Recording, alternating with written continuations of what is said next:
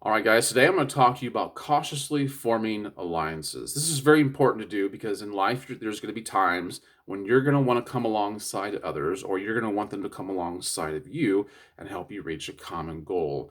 You have someplace you want to go, you have a purpose you want to fulfill, you have a goal you want to reach, and you need help. You can't get there by yourself. In some cases, you can. Some things are solitary endeavors, but in other cases, you really have to form an alliance with other people to make things happen. And this is nothing new. It's as old as man, and you have to be very careful because people get hurt by it.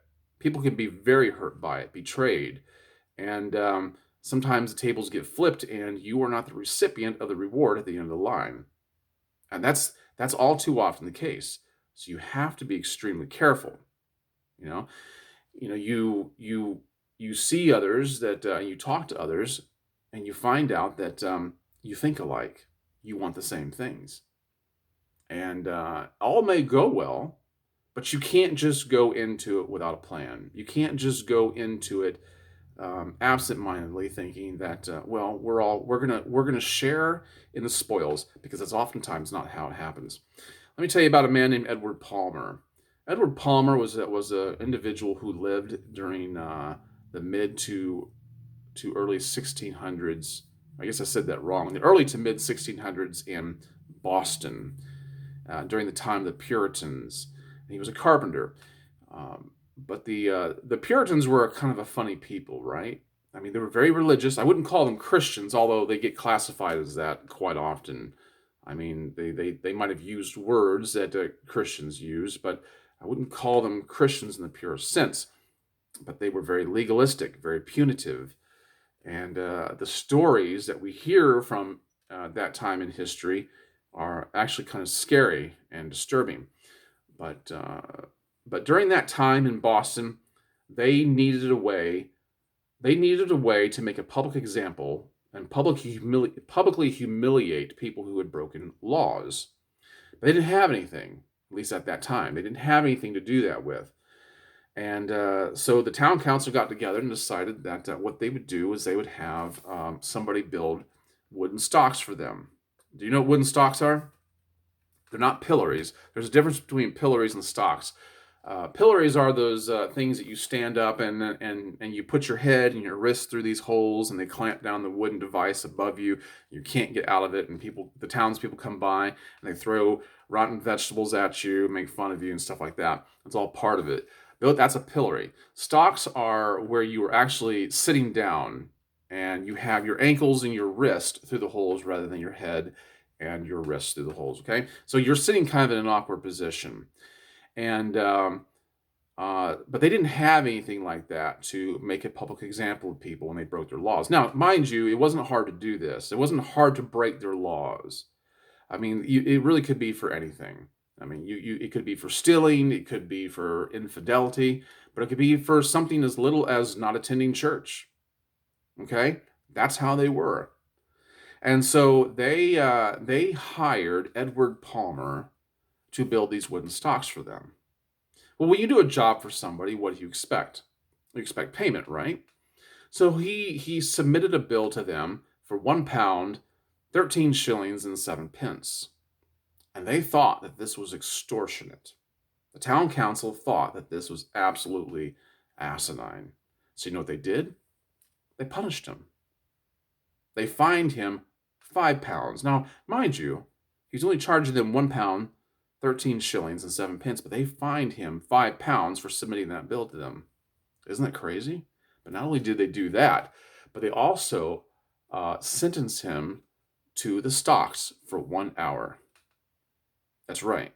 The very stocks he built, he was the first person put in them. Now, the reason why I bring this up is because I'm sure Edward Palmer was willing to do this because, well, he was probably a Puritan likewise. Now, I don't know, but I'm just speculating here that he might have been like minded, right? I mean, why not build the stocks? We think alike. These crimes should be dealt with. And I'm more than willing to do it. We have an accord. I do something for you, you do something for me. It's good for the community. And, this is what we'll do. Yes.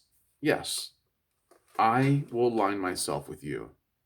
And lo and behold, he was the first person put in them. Now, let me tell you a little bit about stocks. What happens when you're put in stocks? All sorts of things. I mean, if you can just imagine being at the whim of everyone watching you. This is a very public thing, and because like I said, it was meant to publicly humiliate you, and people would come by, they would throw things at you, they might whip you, they would insult you, mock you, and in some of the worst cases, they would tickle your feet. Now, I say that's some of the worst. It's one of the worst things that they could do to me personally. Would be to tickle the feet. I wouldn't be able to stand. I'd rather be whipped, maybe flogged with a cat o' nine tails, than have my feet tickled. I don't take any pleasure in that whatsoever. But it was a very public thing, and you could be in there for an hour, like Edward Palmer was, or you could be in there for days. A lot of times they were used just to restrain people during court. Now, stocks, like I said, stocks have been around for a long time. There's a recorded case, even in 2012, where a 34-year-old Colombian married woman was having an affair with an 18-year-old man, and so they sentenced her to the stocks. I don't remember for how long, but even in 2020 in Colombia, if you were not compliant with the quarantine, then you were put in the stocks. That's this year. That's this year. So it's not totally obsolete, but it's so rare anymore that the stocks are used.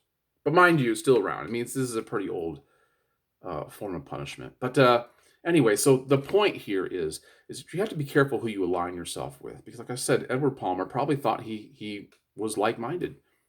You see this in things like uh, uh, let's think big for a second here.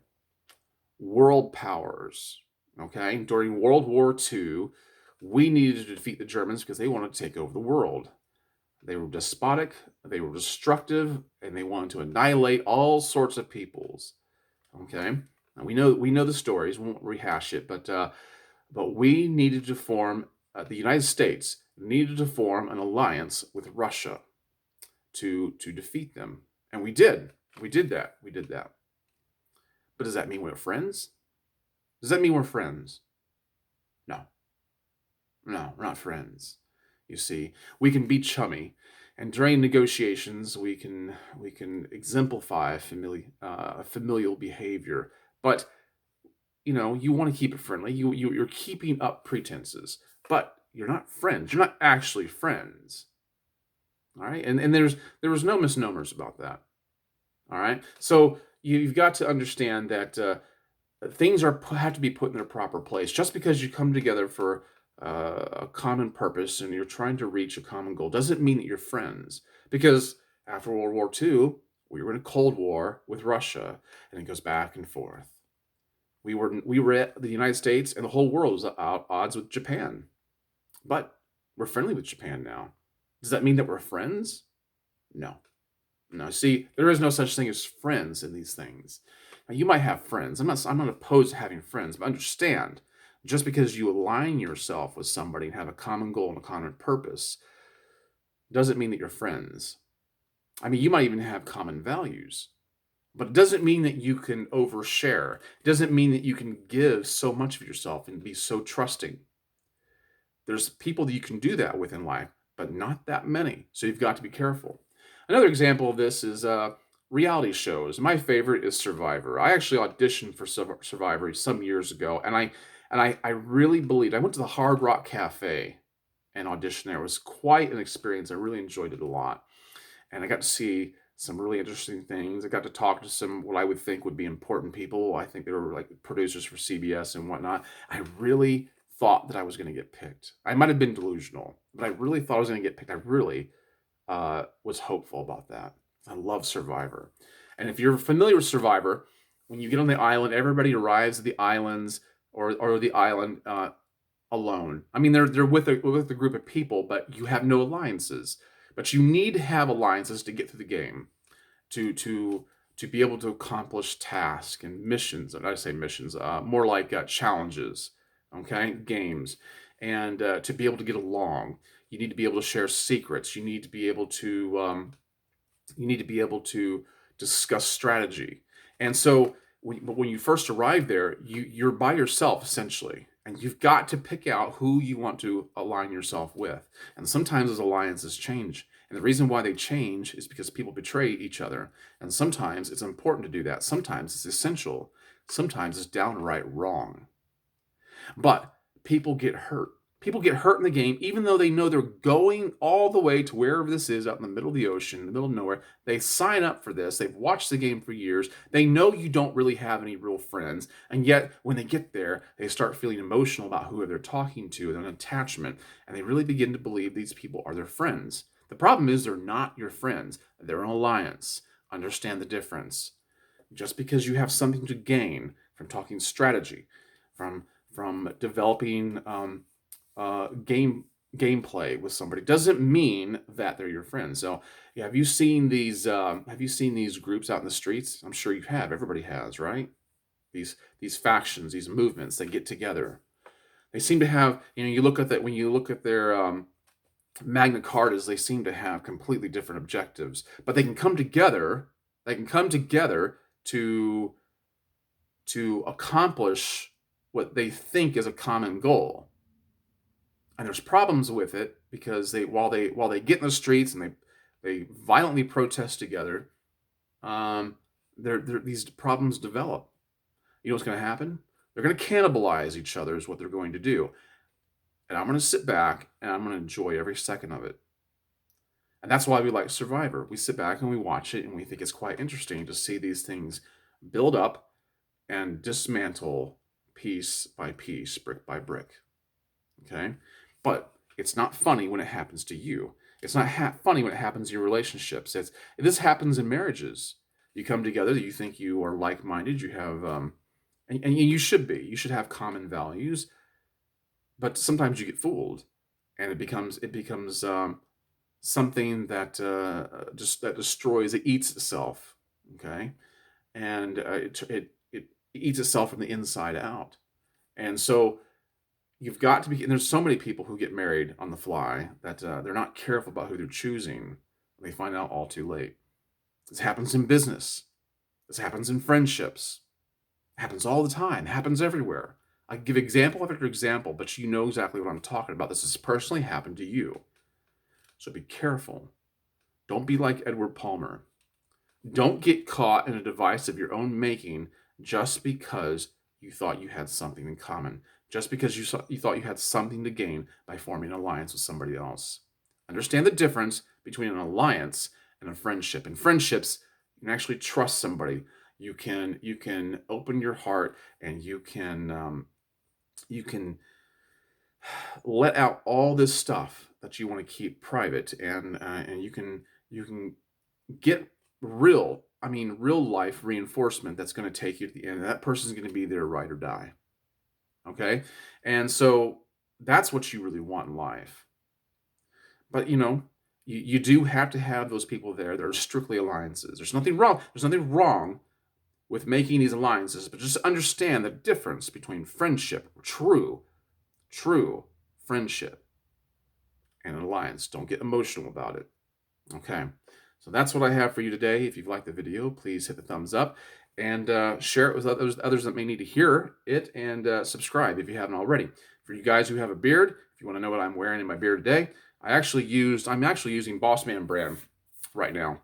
And Boss Man brand has tremendously good products. When I got in the shower this morning, I used their Fortify conditioner. This is the Royal Oud. Smells great. I love their conditioner. I highly recommend it. And then when I got out, I used their beard jelly. If you're not familiar with that, look that up. I'll put a link below in the description box to give you a way to save some money on all this. Beard jelly is something that's unique to this company. And if you can go to their website, you can look at the description. It'll describe everything for you. I'm at a loss for words here. My mouth is starting to get dry. But beard jelly is amazing. And this is the gold. The yellow is our gold. I like Magic. That's my favorite. It's a blue color.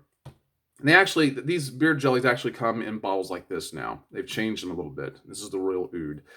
And then when I got done, I put their gold beard balm in. Really nice. But what I want to tell you guys about, if you like cologne at all, if you like cologne at all, they have something very unique to them. It's called co-lotion. It's a combination of cologne and lotion. You rub it into your skin, and it stays there. I'd say the scent of these co-lotions probably last 6-7 hours on your skin very well. And they have three different kinds of co-lotion. One is a Gatsby, all right. The other is Royal Oud, and then they have Vetiver. These smell fantastic. I've gotten numerous compliments on them. And you can, like I said, being that they're lotion, you can put them on dry areas of your body, or you can just apply it just for the smell alone. And that's what I do. I love them. You can get all three of those at a discounted rate. Also, if you apply my code that I have in the description box, you'll get it for even cheaper. But make sure you don't miss out on that. Go to the description. All right, guys, I will catch you in the next one. Have a great day. Be very careful out there. Inform your alliances wisely. Bye bye.